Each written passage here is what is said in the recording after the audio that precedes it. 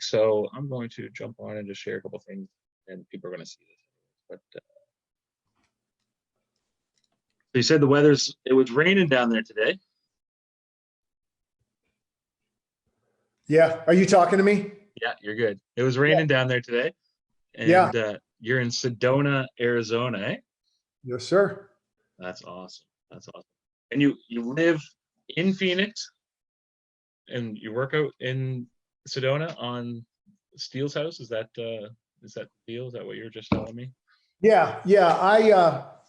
Last year was an extremely busy year for me. I had my nephew working with me. We had tons of projects in Phoenix, but the majority of my work in the since 2002 has been in Phoenix.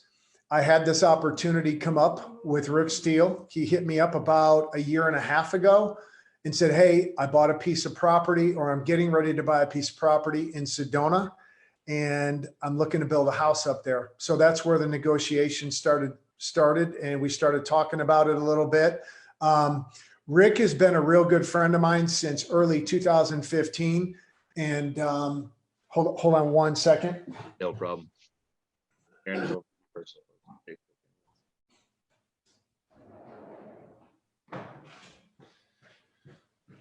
My Emma was at the sliding glass door. She moans when she wants to go outside. So anyways, me and Rick started a relationship. I met Rick through Warrior, and we just kind of connected. He's an athlete. We did kokoro together. We've done a lot of different things training wise together. Me, him, and a guy by the name of Craig Burgess. We all went to Warrior together, and we all did kokoro. There were 18 of us in kokoro, 8 of us that were all kind of a tight knit group that did kokoro together. So me and Rick have been friends for quite some time. And now he didn't hand me this job. He didn't say, here's an open checkbook. Go ahead and build my home. Rick's a very good businessman. He is, I admire him. I honor him for what he has done, the business that he built. He's done very, very well. So I am just, I feel very blessed. I feel honored to be able to, now I had to work for it. I had to work to get this project, but it's very, very rewarding. This place up here for me is my sanctuary, and I am moving up here. I'm going to build my business here. I've already started doing that, and you said you were going to. I'm going to build my who I am up here in Sedona, because there's no better place. I figure I've got another 50, 60, 70 years to go with how I'm living my life. And I've got some things that are you'll see them here very shortly. I'm going to be introducing a men's program up here. It's not a Warrior. It's not that same program that you go. It's not Satema's program. It's different. It's to find your inner self, and it's only for men. Find your inner self as a man. I mean, I've been for years all about stepping on the gas. That's one thing that my father, he was tough on me when I was a kid. And I told him, it had to have been 4 or 5 years ago. And I just told him, I said, I thanked him. I hated him when I was a kid because all I did was work. But his way of, his mentality actually has done very, very well for me as I have grown as an individual. It almost killed me also because I didn't have that balance. I couldn't pull the reins back and say, dude, you need to slow down. So I'm there right now. I'm trying to find my inner self. I mean, I do so many different things. Like I told you, God, the water today was, I think, right at 41 degrees. We were in it for 5 minutes up to our necks. And that and Wim Hof breathing and meditation it's amazing. I mean, I'm starting to see my mind, spirit, and my body just starting to take off right now. That's amazing. Well, before we go too much further, I realize I'm probably gonna have to do more than one show with you, because you gave me a whole set. You gave me a whole set of questions that I want to talk to you about, and I already had a whole set. So we're probably gonna have to do this. Probably gonna have to have you come again. For anyone that's just coming on here right now, this is Jim Steg. Jim Steg is the owner of Steg Custom Homes. I got a list here, and it is left to understand this is barely touches what he does. We're going to get into what he does a little bit daily, how he maintains that energy and how he keeps delivering, and the standards that he sets for him, his team. So like I said, he owns Steg Custom Homes. He is 54 years old, Jim, am I right? 54. 54. He also was a 9-year bull rider. And I'm going to just briefly go through this list because it's amazing, and then we'll jump into a few things. He's already changed the direction I wanted to go with the show within the first few minutes that he's talked. And let's say, so I'm going to just rattle off everything, and then we'll go from there. So everyone, this is does it serve you? The reason I called it that is because that was one of the most powerful questions that was asked to me around the time I first connected with Jim. And that leading with that question in my life, when I forget to ask myself that question, I find myself making decisions that I probably wouldn't make unless I started with that question first. So any major decision, I always think, does this serve me? Is this what I want? Is the desired outcomes at the end of this what I really want to have happen? And whenever I don't listen to that, I end up going the other direction. And we'll get into more of that throughout this week. But so Jim Steg, 54 years old, father of 2 beautiful, intelligent, loving daughters, married to his wife Theresa for 27 years, but they've been together for 33. He's the owner and founder of Steg Custom Homes Incorporated, Flippin Extreme LLC, Flippin Extreme Outdoors LLC, Development LLC. He's the best-selling author of Chopping Wood. Let's see if I can get it up here. This is one of my copies. This is the original copy that I got. He sent me a signed copy, told me he was going to send me a signed copy, and I was like, there's no way he's going to send me a signed copy. And then boom, he sends me a signed copy. It's with here like 7 days, and that would have been the distance it would have taken to get from Arizona to here. He didn't waste any time. He just got it done. His book is called Chopping Wood, an Old School Mentality in a New Age World on How to Get Shit Done. And that's why I wanted him here first. We built a relationship over the last couple of years and connected, and mainly because I just messaged him and said, listen, you are an animal. I don't understand it, but I'm going to just try to like pull out like 20% of what you do daily, because I know that will be life-changing enough right there. And for anyone watching this, you're going to look at Jim and say, man, he's superhuman with this list of stuff he does, the day that he puts on every single day, whether it's climbing Camelback Mountain, putting on events, or jumping out of a plane. He does it all. Let's continue going through this list. So he is that author, best-selling author of that book, 4-time Ironman Triathlete, 65-time Olympic Triathlete, kokoro 52-hour Navy Seal Crucible finish. Anyone that doesn't know that, look up Seal Fit. Mark Devine, am I saying that? That's right. Hey, Jim, Yeah, Mark Devine, right? Kokoro.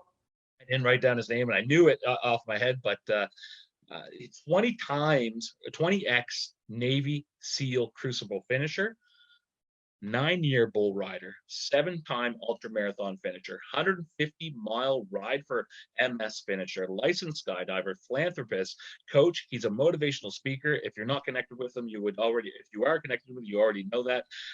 He's a thrill seeker. He's a fitness, nutrition, and fasting fanatic.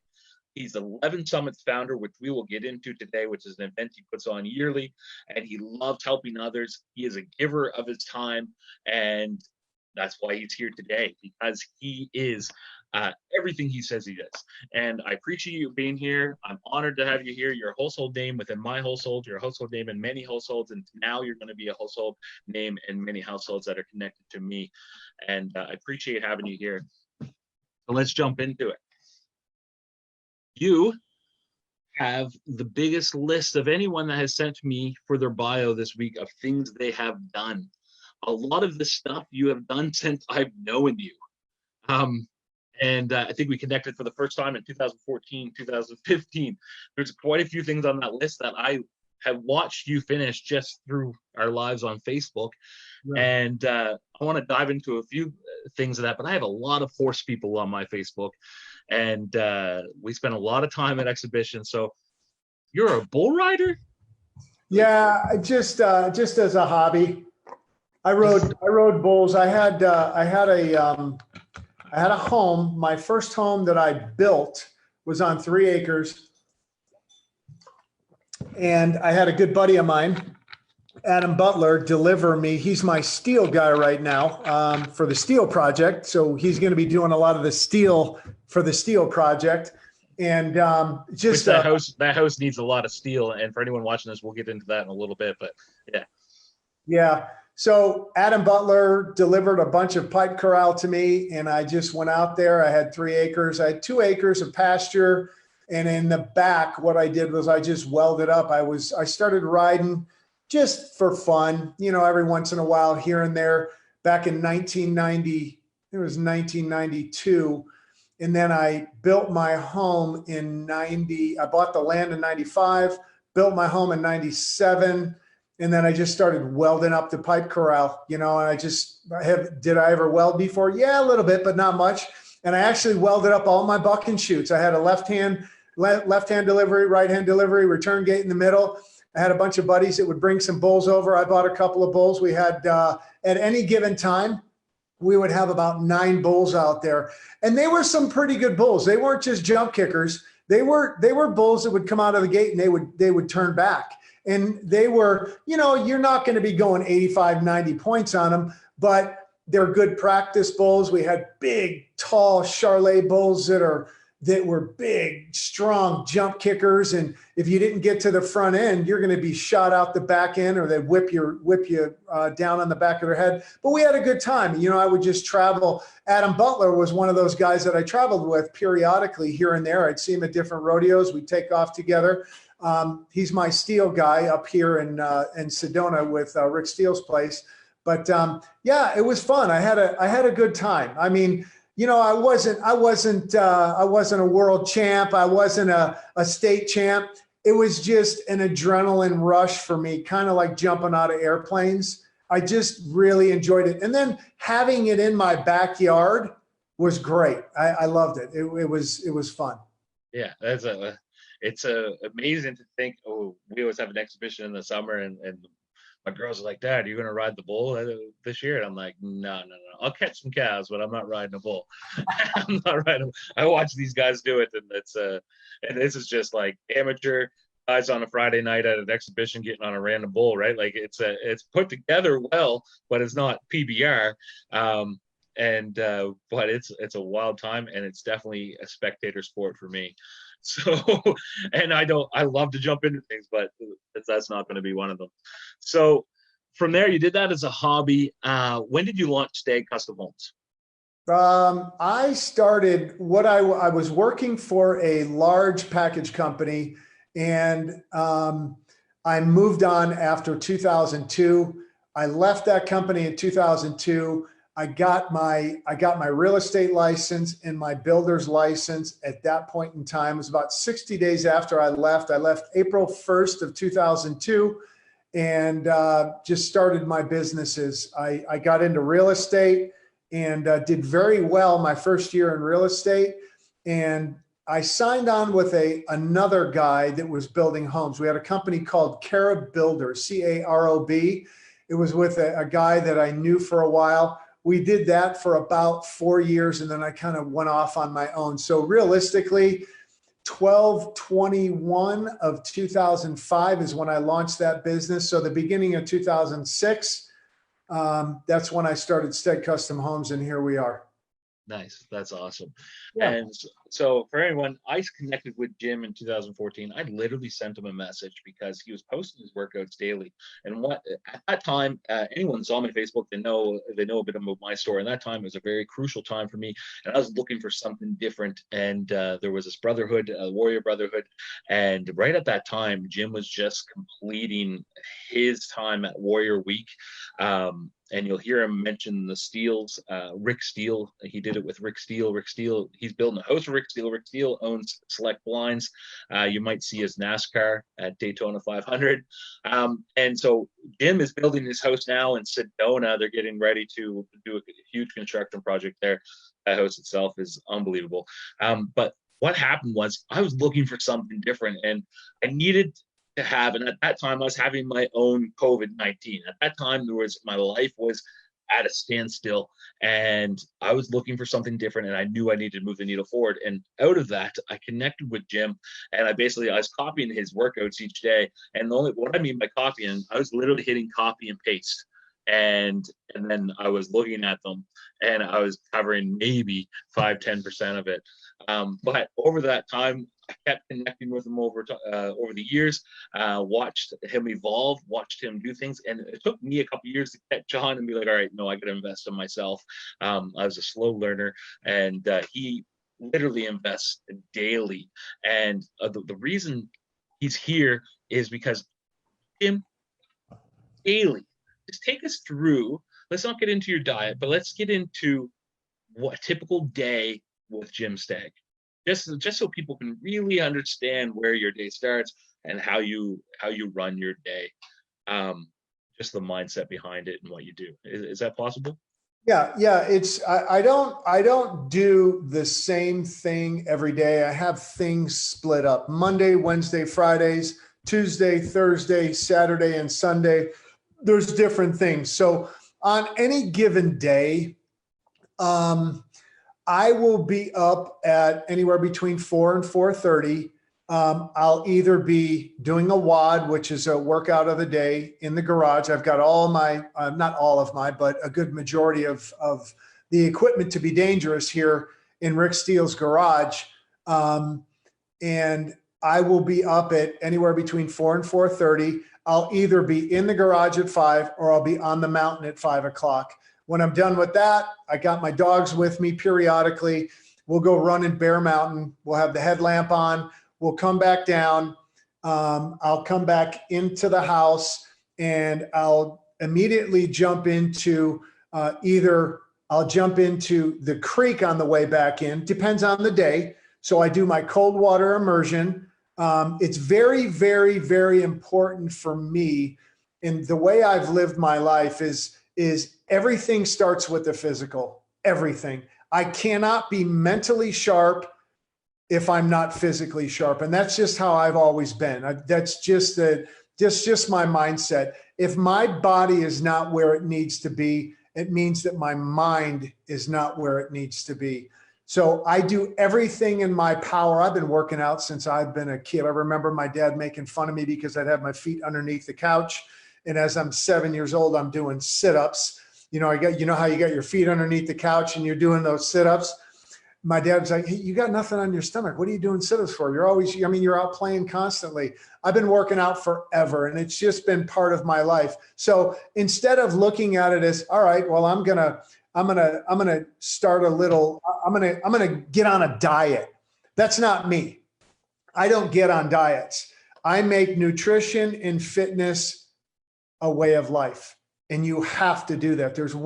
I'm seeing so many people all over social media lately, since they're all stuck in their house, everybody's posting all their workouts, which is great. And I give them kudos for doing it. It's like New Year's Eve every day. Yeah, it is. Because the gym's packed the day after New Year's, right? Yeah. Now everyone's doing the workout. The way I look at it is, if I just put my program together, if I just do the things that I say that I'm gonna do, and I actually go out and do them, it makes me feel comfortable. When I announce stuff on social media, there's a reason why I do that, because it holds me accountable. Because I'm the type of individual that if I tell you I'm gonna do something, I'm gonna do it. And you've proven that to me. Well, I'm going to do 1,000 push-ups today, and I just go and sit and watch TV all day. That's not going to happen. That's not how I live my life.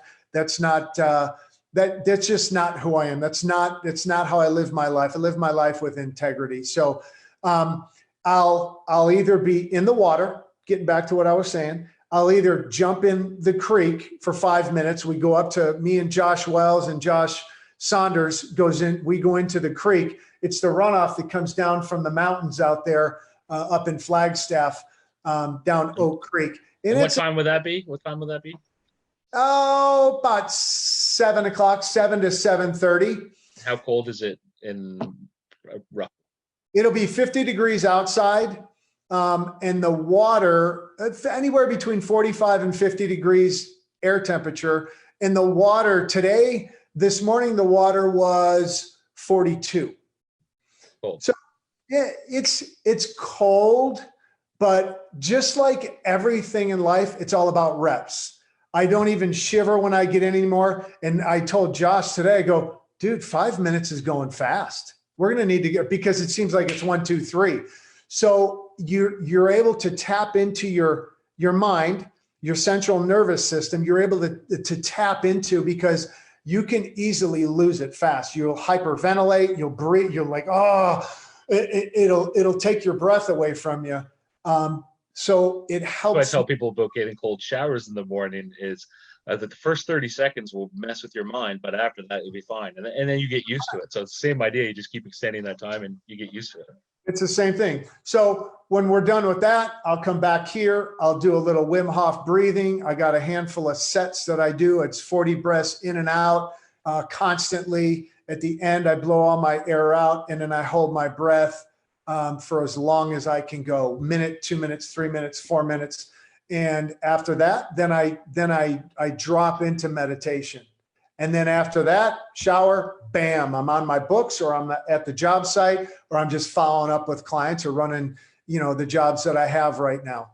So that's basically my day. I was in the creek this morning. I didn't work out this morning, but I can't let the day go by without getting my strength training in. So it is 4:45 here in Arizona. So when we're done, I'm going to hit the garage, and then I'm going to do my workout. And then I got a bunch of paperwork that I have to do, and I'll get on that and get that done. But, it's very, very important for me. If I did not, even the cardiologist said, if I did not take nutrition and fitness seriously, I would have been dead. That heart attack would have killed me. Yeah, that was literally the next thing I wanted to talk to you about. So Jim had a heart attack almost a year ago. Would it be? June 5th. June 5th. So think about what he just told you he did today. How many days after your heart attack were you back on Camelback Mountain? I remember I was out walking very slowly. It wasn't Camelback Mountain. It was another mountain in Phoenix, but it only went up like 200, 300, 400 feet. Mm-hmm. And I walked very slow. I kept an eye on my heart rate on my watch. And I, as soon as it got over or up to 110, I stopped. It would make me nervous because I've got a stent in my right artery, and you start thinking, well, what happens if I clog that thing up? I'm going to have another heart attack. So I was very nervous. I was on blood thinners. I was on atorvastatin, which is a cholesterol medicine, which I don't know why I have no cholesterol in my system. But the blood thinners is so it doesn't clot. When there's a foreign object inside your body, usually your blood tries to clot to that, attaches itself to it, the platelets, it'll attach itself to it. And that helps it so it doesn't clog. So 11 days after my heart attack, I was out walking. I hit the doctor up. I said, hey, and David Boyd, who is a good friend of mine, who's my primary care, I was like, Dave, I need to walk, man. I need to do something. Am I going to hurt myself if I walk? He goes, no, go ahead, just walk, but watch your heart rate. So as the days and weeks and months started to progress, I kind of pushed it a little bit. Camelback Mountain, I would take my heart rate up to 110. Then the next time I take it up to 115. Then the next time I take it up to 120. And then I slowly progressed as I went. And then I think in 7 months, 7 months after my heart attack, I signed up because I knew where I was going to be. I signed up for my longest race ever, which was 52 miles, climbed 4,000 feet, and it took me 13 and a half hours. I had my heart rate at 132 average for 13 and a half hours, and I didn't die. That's incredible. Right after having a heart attack, right? You see Yeah. people, they have a heart attack and their whole world changes, and they usually, that motivates them to go for a walk, but you don't see them entering races ever again in a lot of cases. So to get back to that heart attack, that was probably a super shocking day for me. You came on, you actually showed a picture from the hospital, I believe. I was in bed. Yeah, and you're like, I had a heart attack today, and I was like, what? One, I was like, how did Superman have a heart attack? That blew me away. And so is that just like it can happen to anyone, and because of your fitness, that's why you had such a good result? What was the consensus afterwards? What are your feelings, and how did that change? I know you got back into activity and that, but how did that change your perspective of how you attacked your day and your week and your business and your family and everything? I just want to get your mind. I'm glad you asked that, because we talked a little bit before we went on the air. I talked about the men's program that I'm going to be starting up here in Sedona. That heart attack, Greg, I was in the right spot at the right time. And that was 30 days to the day after 11 summits, where we did, and in the training before 11 summits, I mean, I can't even remember. Let's see, 29, 4. I did over 100,000 feet from January to April.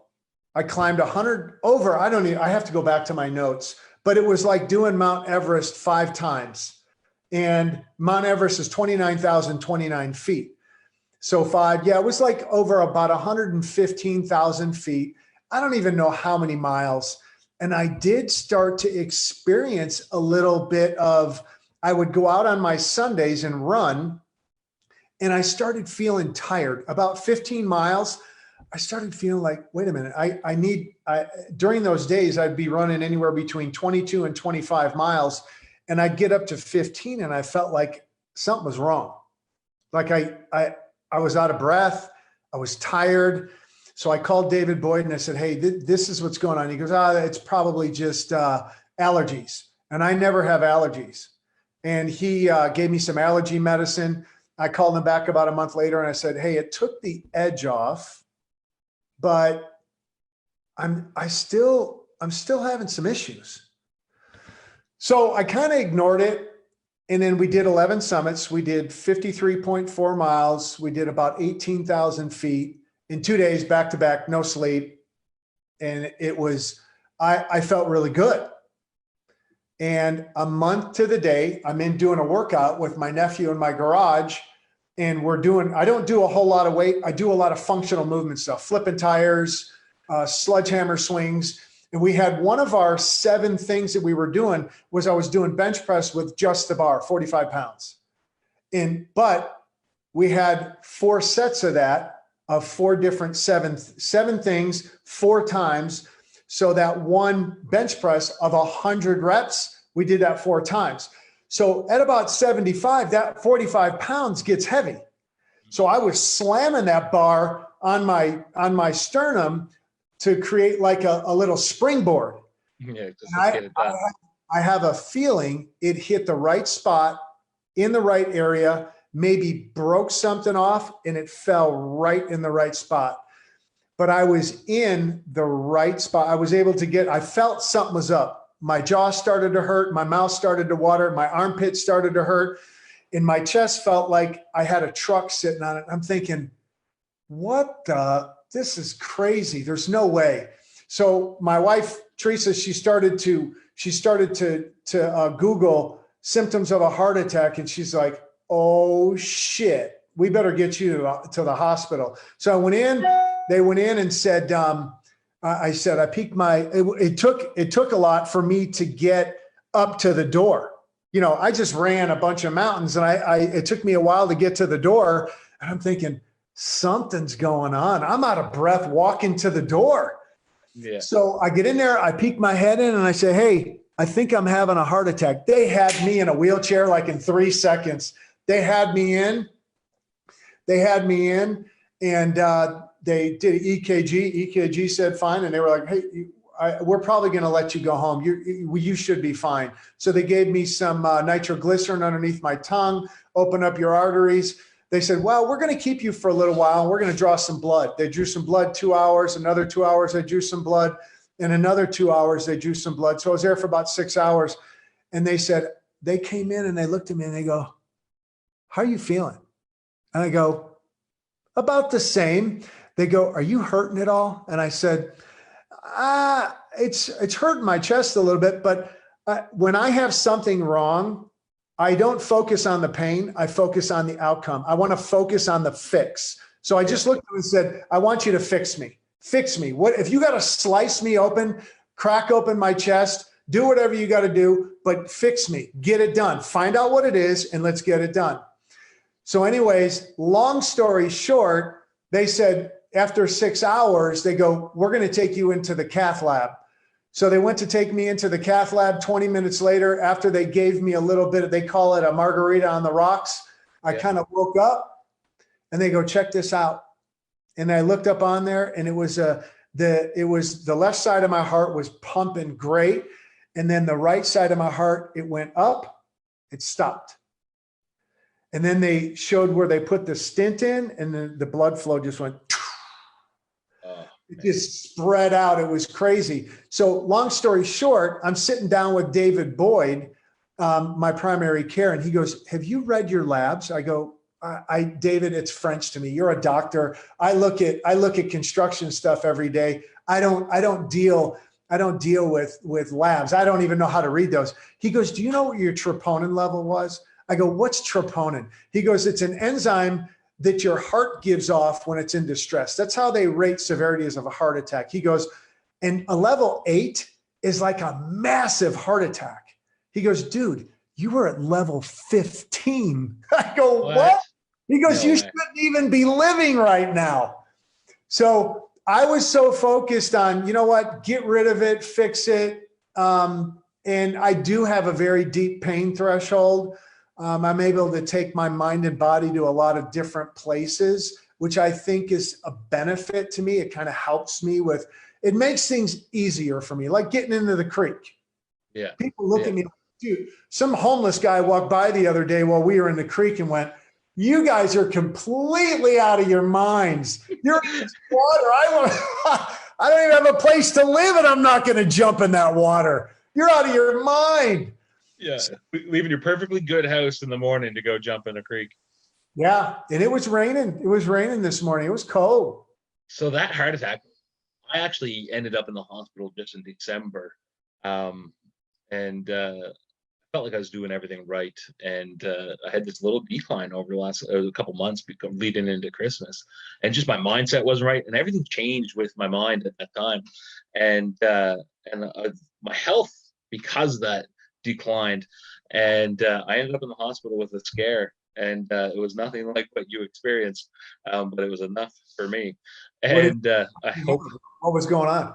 So, I was driving my daughter home from choir, got onto the highway, and all of a sudden I just felt hot, and I felt pain in my chest, and I was like, oh, it's just a stitch, like, you know, that little stitch you get. And I tried to I just hit my chest, like, just stop it, like, you know, get that stitch out, raise my shoulders, and kind of try to, you know, resuscitate myself, or like, you know, hit myself and get myself going, right? Give it a kick. It's just something's going on. And I was trying not to freak my daughter out. And this is about you, so I don't want to get into this too bad, but I drove home, and then I jumped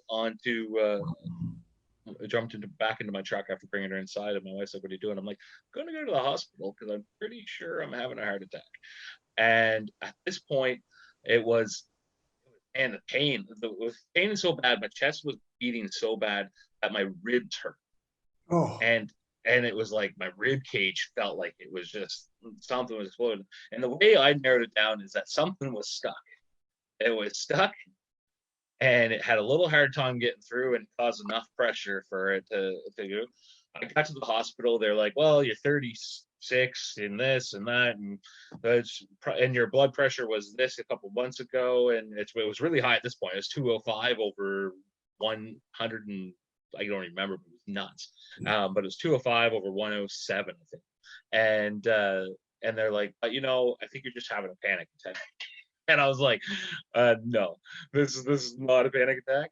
One, I don't usually have panic attacks, so if it was my first time, I would not want to have one again if it's as bad, but I don't think that's what it is. And she's like, it's probably indigestion.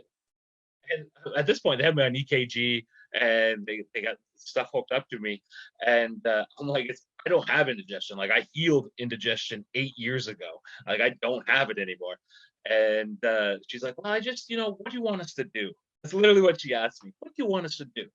We can do a chest x-ray, but we just don't think. And she was right. By the time I got to her, it had subsided. Whatever went through passed. And I was still, my ribs were in still a pain. My blood pressure was through the roof, and my resting heart rate, which was at 57, typically was resting at, I couldn't get it below 80. Couldn't get it below 80, and I wasn't moving. I was laying in the hospital bed. And I was like, "There's something going on here," and it was way higher. It was way higher before that, before I got to the hospital. But it kind of subsided, and she's like, "What do you want me to do?" And I was like, "Well, it seems like you don't want to do anything. I'm starting to feel better. You know what? Maybe it's just indigestion." And I walked in the hospital, and so that's what free healthcare is like in Canada. But anyways, luckily, I knew what I had, because I've had stitches, I've had stuff happen to me, I've had indigestion, and I was like, this is nothing like it. And from that point, I was like, you know what?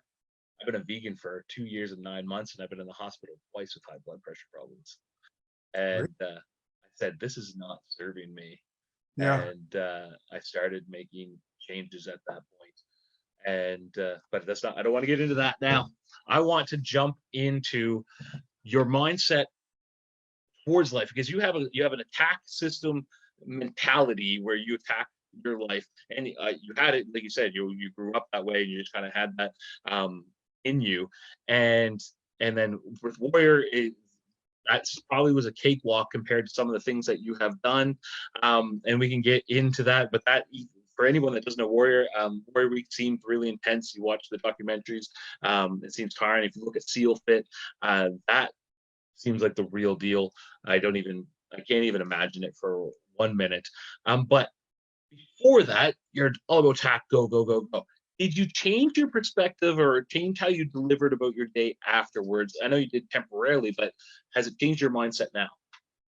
Like, You talking about the heart attack? After the heart attack, yeah. Yes, it has changed my mindset. It has changed my mindset, but it has not changed my drive. I will tell you, my drive is still the same. I did, just to give you an example, I did Bear Mountain the other day. I walked up, I went up with a good buddy of mine who you've been watching, we've been carrying a log up Bear Mountain. Yeah. So Jason Hirsch came up to Sedona, visited me on Friday, and we did Bear Mountain together, and I kind of stayed with him. And he actually did it with a 40-pound vest too. The guy's a beast. I looked at him and said, dude, that 51-pound log and that 40-pound vest, that would snap my little spine. I'm a little guy. I'm 172 pounds. That would have snapped me in half. And that was just very, very inspirational to me. And I've been trying to reduce my time. Whenever I go climb a mountain, it depends on my days off. If it's a day off where I systematically go towards everything. It's not that I just go to the mountain every day and I'll eat good, or I'm going to go work out in the garage. There's a reason behind everything that I do.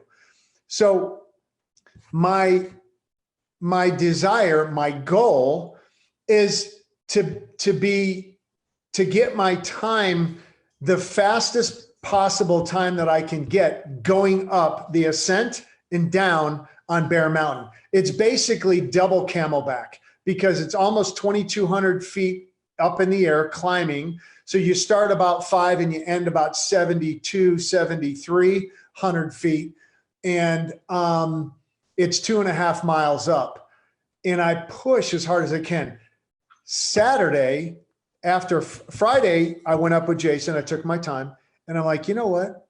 I need 1 day a week where I'm just getting after it. So I opened it up.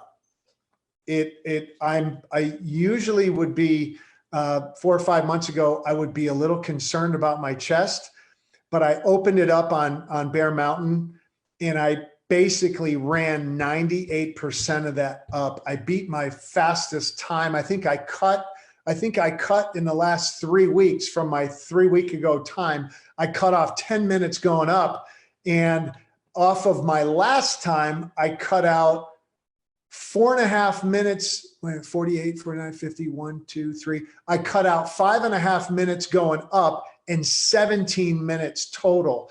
And on Strava, there's a little competition in age group. Yeah. I actually moved from seventh to first in my age group of the people this year from 45 to 54 going up Bear Mountain. My heart rate was 156 average going all the way up. So again, I didn't die. So has it changed my mindset? Yes. I feel, and even a couple of the doctors said, this is going to make you a better athlete now, because now you've got more blood flow going to your heart. Your diet is just as good or even better. Now we've got you on blood thinners, which I'm no longer on blood thinners. And he goes, they just said, this is going to make you a better athlete. So I thought about that the whole time. So yes, it has changed my mindset. When I attack something now, I attack it hard, real hard, to the point where I could tell that I felt like I was at a point going up that mountain. I had nothing left. I was about to black out, but I just kept going as hard as I could go.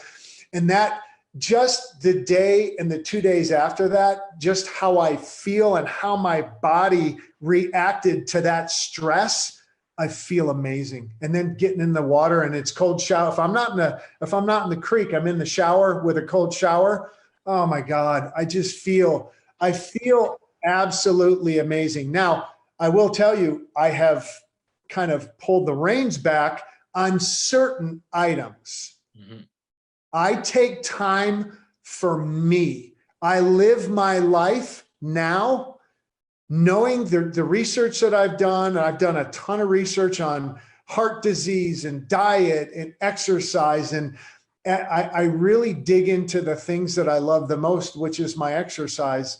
And I will tell you, yeah, it's changed me a little bit. I'm pulling the reins back a little bit, but on those days, I'm more systematic with my workouts now. I'm more precise on my diet. I don't cheat as much as I did before. And I always tell myself, well, shit, I can cheat whenever I want because I'm burning so many calories. It doesn't really matter. That's not necessarily the truth. You have to, if you're going to run a Ferrari, if you're going to power a Ferrari with fuel, you can't power it. You can't fuel it with water. You got to fuel it with high octane fuel. And that's my food. And that's the way I look at certain things. So yeah, I'm more aggressive at certain times with things, like especially when I'm going to beat my times. I will tell you, Greg, if I die on that mountain, then I die on that mountain. I'm okay with that because I'm giving everything that I got within my being, and I'm doing everything I can right now to find out who I am on the inside. And that's very powerful for me, especially in Sedona, where we are right now. It's very, very spiritual for me. You know, before I'm just stepping on the gas, running, bouncing in the walls, flying all over the place. I'm more structured now. I'm more sensible. Seem to have a focus. Oh yeah, definitely. I've followed you now for quite a few years, and it always seemed like you had zeroed in focus and you were systematic about what you were doing. But I've noticed in this last year, you've been very, very focused in regards to stuff that you do share. And you share your workouts and all that stuff. And I'm like, man, getting after it in a different way. And I felt something different. And that's why I wanted to ask you if there was a difference. With you being so intense, so after it, being around people, as a custom home builder, as a boss, as a leader in your community, how does that affect the way you look at your staff? What kind of boss does that make you? Are you a real hard ass, or are you sympathetic to the fact that they don't have the standards that you hold, or how does that affect you? There are people that struggle with that. And you can, I know why you're smiling, because you know where I'm going with this, because there are a lot of people out there that are like, dude, you are out of your freaking mind. You need to slow the fuck down. You need to back off, relax. People tell me that, and I'm like, I look at you and I'm like, man, I'm at like 1-2%, and I'm right where I need to be for who I am and where I've come from in my path, and I'll get there. But I like people like, man, where do you find the energy? I'm like, where don't you have the energy? And then I look at you and I'm like, man, like I'm barely starting the car. People,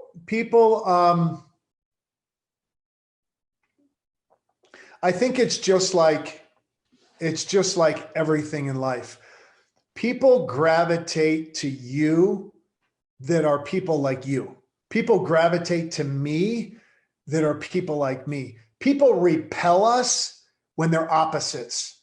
People that struggle with the things that you love, they're not going to be your biggest fan. People that struggle with me, when I administer accountability to them, they struggle with that. My mindset and my concept on doing work, you know what, Greg, I'm going to tell you right now, I don't profess to be some kind of, somebody special. I really don't. I'm an average dude with the mindset of, and this is what makes my drive. This is what a lot of people are attracted to. You will not fucking outwork me. I will die before I quit. I will die before you outwork me. And it's with that mentality that, we all fail. I fail all the time. It might be something as small as I didn't make the best time going up the mountain, or I lost a job, or, and that happens all the time. I have clients that I give proposals to and they're like, oh dude, you're way too much. There's no way. I had a presentation, beautiful presentation in an architect's office. I made a video. It was perfect. When I got out of the meeting, the lead on the project called me and said, listen, I just want you to know something. I have never seen, even some of these builders that have been doing these huge projects. Big builders. I don't consider myself a big builder. I'm an average guy. They get brand arrogance, and no matter how big you seem to get, you seem to not get that brand arrogance, and you keep delivering and improving on how you deliver. There's never a finish line with me. I will never tell you I've made it. I will never tell you that I made it there. I've finally got there, because that's not going to happen with me. And that's what will probably put me in my grave one of these days, because I don't feel that there's always room to get better. There's always room to improve. So anyways, when I did this presentation, he called me back and goes, holy shit, that was by far the best presentation I have ever seen. He goes, however, you are way too much for them. Your personality, they don't think that they can handle just your drive, your ambition. They don't feel that they love you, but you're just going to be way too much for them. And he goes, do me a favor. Don't change a thing that you're doing. just do that. And I go, I appreciate the phone call. Thank you very much. I'm okay with that. I'm okay with losing that job. If I'm too much over the edge for those people, That job would have been really frustrating. I'm okay. I'm okay with that because I'm not going to, I love who I am. I love myself even more up here in Sedona. And I don't want to change who I am. I really, really don't. This is who I am. And if, I figure there's 7.8 billion people on the planet, there's plenty of work out there. Yeah. Tons of work. Whatever. What you do, you have the ability to take work off other people's tables because of the way you present, and your commitment and the way you do things, and the people that can prove to your clients that the way you do things as a blessing in disguise, that they recognize that they were probably going to hold you back and you would not be able to deliver it the way you wanted to on that project, and that would have just been frustrating for you. Yeah. So you gotta get back to work, and I've tried to stick it to an hour. We're creeping over a little bit of an hour here. I want to ask you a couple more things. I'm probably going to ask you to come back someday and have a conversation because I have a bunch of things I want to talk to you about. I don't even know which one to ask you next, but let's go back a little bit. We've talked about your day. We've talked about what you do and your mindset and how you deliver, and how there's some frustrations there sometimes dealing with people, but you're not going to apologize for who you are, which I think is important. Let's go back to kokoro. Let's talk about Seal Fit. Kokoro. Let's talk about the 52-hour crucible. There's the smaller one, and you've done a bunch of extra hard things, but for the people that are watching this, Seal Fit is no joke. I've watched several of them from the Warrior Brotherhood, people that I've been connected with, go through it at different times. People have not finished that and gone home to see their families. People have not finished it just because they can't finish it, and they do get to go home and see their families. They just give up and quit. They ring the bell, I'm assuming, and you completed it, correct?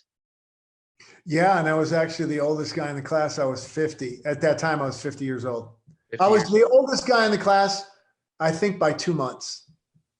Did you want to quit at any point? This is, for anyone watching, this is like 52 hours in like Bud's training of the Navy SEALs, with actual Navy SEALs whooping your ass and messing with your mind while physically draining you to the point of exhaustion that you should be getting silly. And so I just want people, there's a lot of people that don't know that. If you don't know it, go search Seal Fit, Kokoro, Mark Divine. You'll find lots on it, but you still won't even grasp how bad this is unless you talk to someone like Jim that has been in it and immersed in it. Like, how close did that have you at your breaking point, or did it take you to your breaking point and move you into another area? Did you feel like quitting at any point? Like, at what point during that did you feel like it was a turning point? It's very hard to explain. You always want to quit. You always do. But there's something there that little voice, just as you have that little devil over here telling you quit, quit, quit, quit, quit, you have something over here that's driving you to say, no, don't quit. Don't quit. Don't quit. It's tough, man. I would equate that 52-hour crucible to 3 Ironmans back to back. So you know what an Ironman is. It's 2.4 mile swim, 112 mile bike, and a 26.2 mile run. It's like doing 3 of those back to back, just nonstop, just getting after it. Now, we weren't going 100 miles an hour the whole time. You have to deal with sleep deprivation. You have to deal with hunger, dehydration. You have to think. You're carrying logs, you're building log. I mean, there's so many different things that you have to do. So yeah, I will say, I think everybody wants to quit, but there's something that makes you say, no, I'm not going to quit. I'm going to keep going, you know, and there's a lot of, there's things that you do that I've learned during that process, with, making it through. And you can't, if I sat there and that first day, we started at 8:30 in the morning on Friday and we didn't finish till like 3 o'clock in the afternoon on Sunday, and just went through the whole night. You have to be able to think a certain way.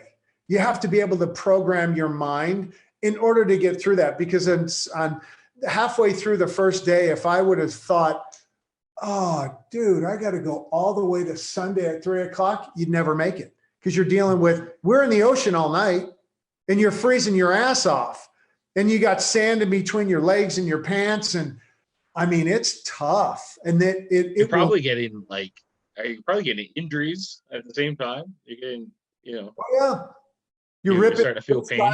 There's guys that are ripping the palms of their hands open because their hands weren't calloused enough, because they weren't doing as many bear crawls as they should have been. We were doing that on Friday on the tennis courts, and there was probably 90% of the guys ripping their hands open. And it was, so now they got to work out and do shit with their hands ripped open. I mean, the instructors and Navy SEALs, they don't care. If you can't move forward and you're holding the group up, they cut you. They don't care if you break a bone. They're just, you know, I mean, they do care, but you signed a waiver. If you're going to impede the progress of your teammates, you're out. They drop you. How do you even prepare for something like that? Oh, it's a lot of work. It's a lot of work. I trained for quite some time. I actually trained so hard with so much weight in my back that I tore my plantar plates on both my right and left foot. It's right behind your toes. So my middle toes were starting to climb over my big toes because all that stuff was ripped up underneath. And I went to Craig Burgess and I said, hey, he's a good buddy of mine that we were going, he's a orthopedic surgeon.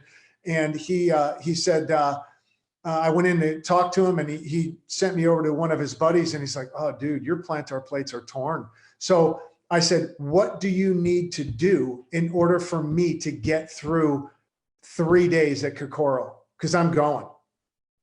He goes, well, you need an operation. I go, I don't have time for an operation.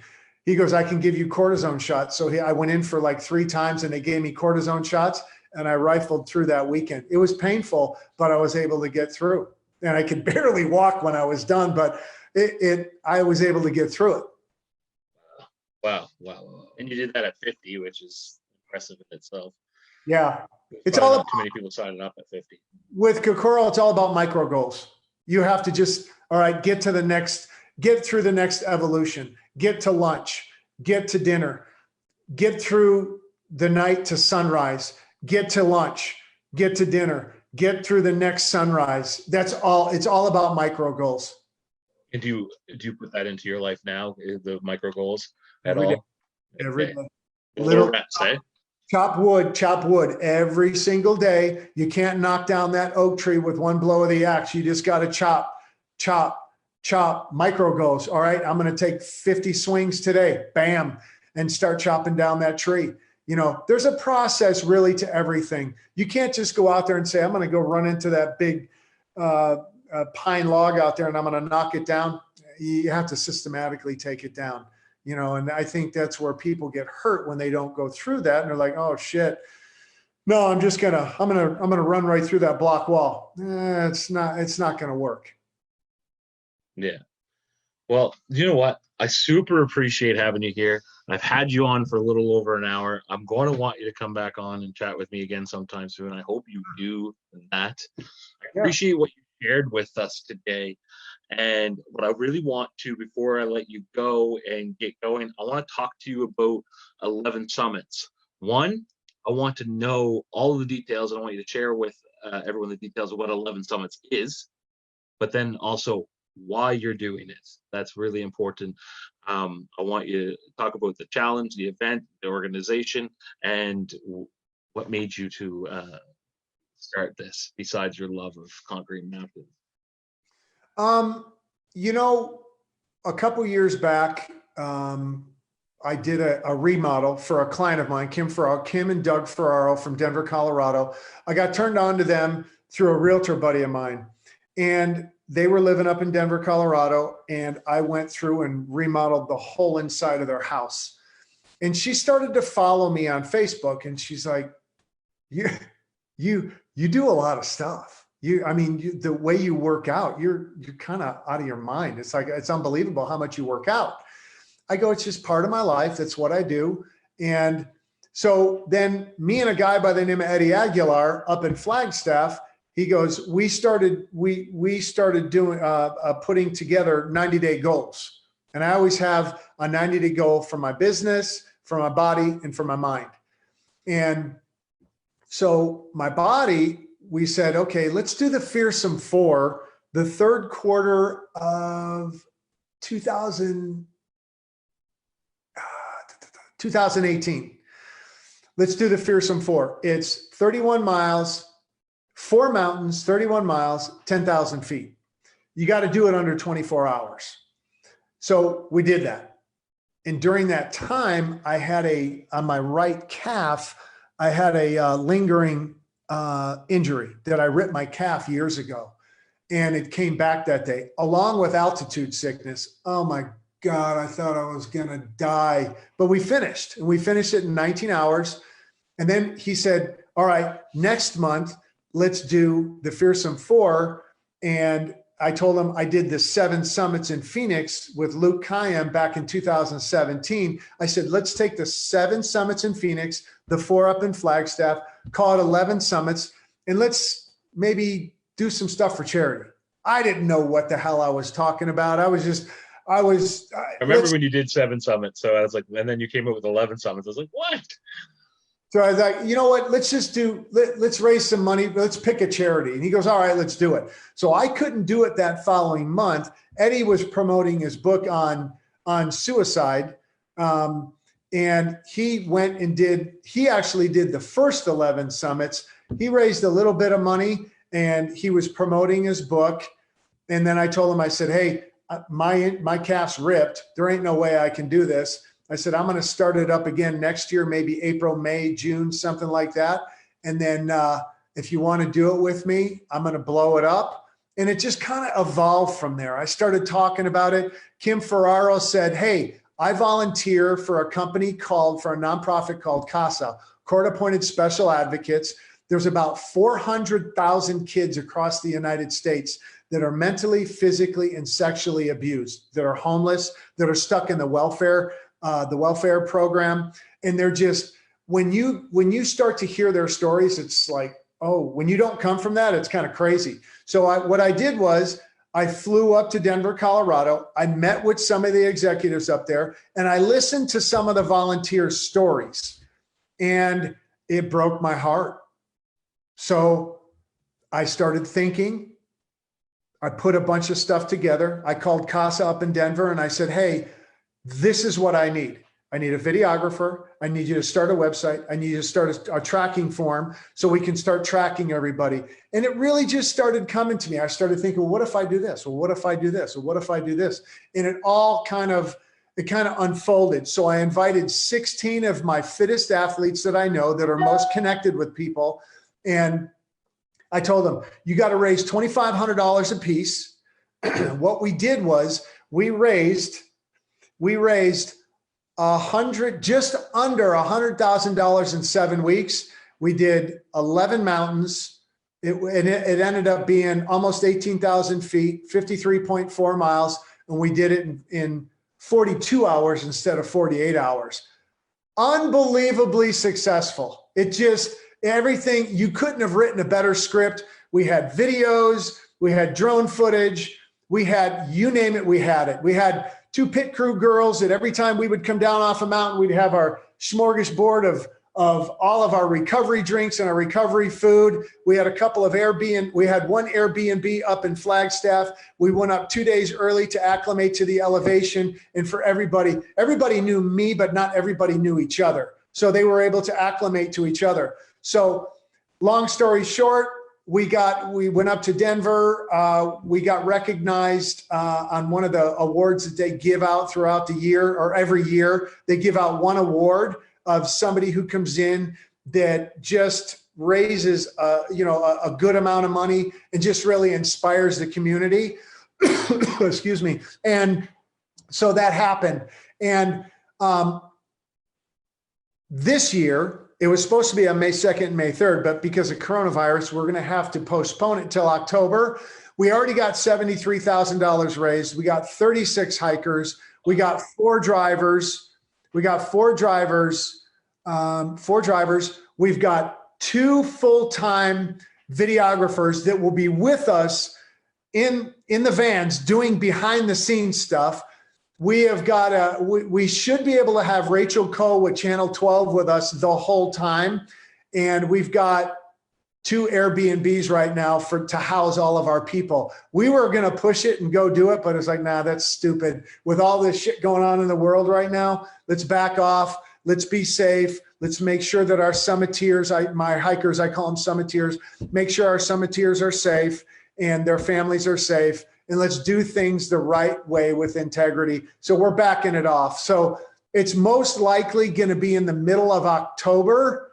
But yeah, it kind of slowed down because I think everyone in the United States right now is worrying about survival instead of really donating to other people. So I told my hikers, my summiteers, you guys, you know your clients better than I do. If you still want to raise money, that's up to you. I'm not telling you have to, but I'm just saying this year I gave them a goal of they have to raise $5,000 because our goal is $200,000 instead of $100,000. So I say, hey, listen, you do what you want to do. It's up to you. But just so you know, we're going to hit the ground running as soon as this is lifted. We're going to hit the ground running again. And a lot of my guys, we're on a Voxer page. A lot of my guys and girls, they're out hiking and training every day. So they're still running. But I think getting back to the fundraising, we'll be there. But it has been very, very eye-opening for me to raise money and give back to the community and give back to kids. I actually met some kids last year in Denver during the awards ceremony when we got recognized that money went to. And it kind of broke my heart. So I'm kind of in it. I'm in it to win it, and I want to stick with it forever. And I think there are things that are in our lives that are much more bigger than us. And this is one of them. And I'm very happy to be involved with this. And I feel very honored and blessed to be able to give back and help out kids that just don't have a voice or a choice. Wow, impressive.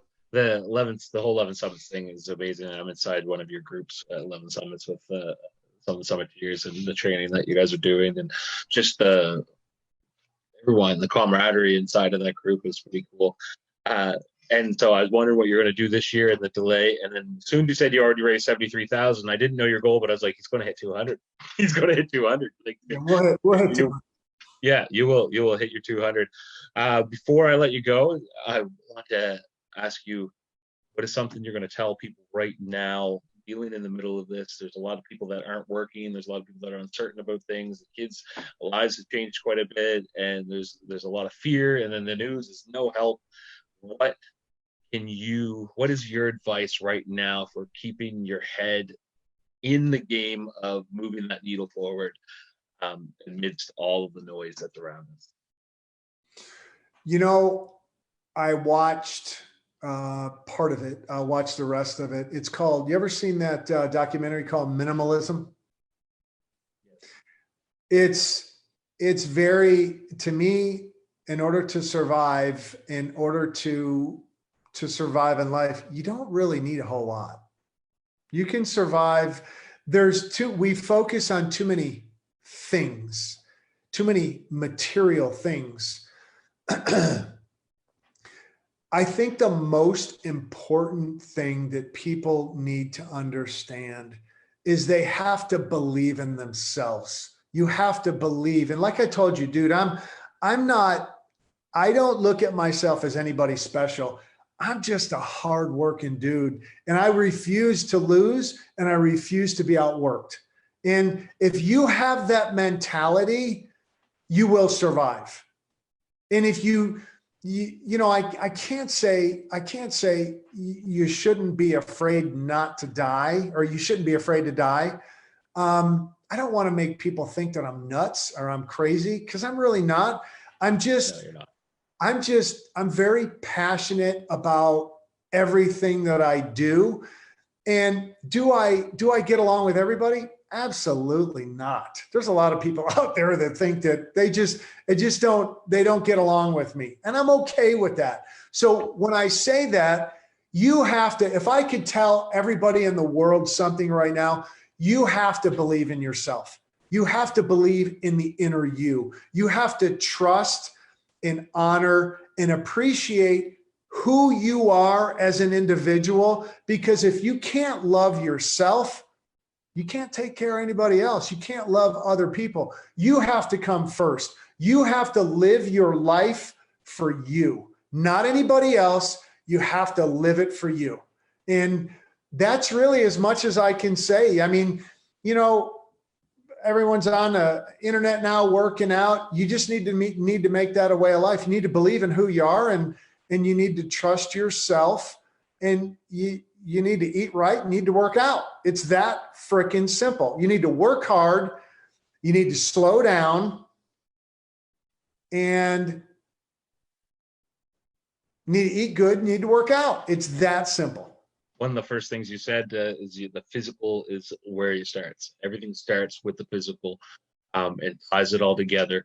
And I mean, there's no denying when I start to take time off from the physical, it's cool because the physical helps me get into my meditation. It helps me get into all the stuff, but then it brings like my family life together, brings my business together, brings that. And when I get away from one of those things that has to do with serving me, you can literally just watch everything else undo, and it's just, and then you get into it and you're like, whoa, and before you know it, it's on doing really too fast, and you got to get yourself back into place.